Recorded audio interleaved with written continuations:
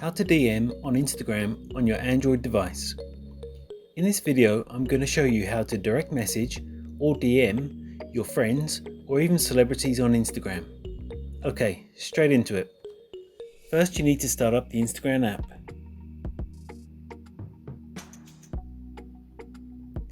Next, find a profile that you want to send a direct message to. So I'm just going to search here for David Beckham because I'd like to send him a message. Once you're on their profile, you can click on the message button.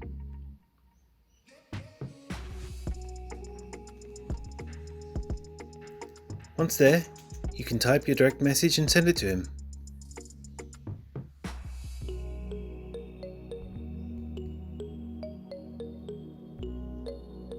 Hit send,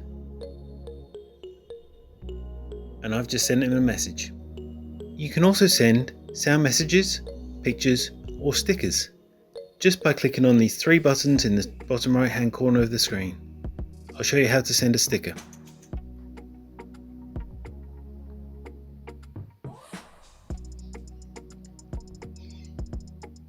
And that's all it takes to DM on Instagram on your Android device. If you found this video helpful, I'd love it if you liked the video and subscribe to my channel. Thanks for watching.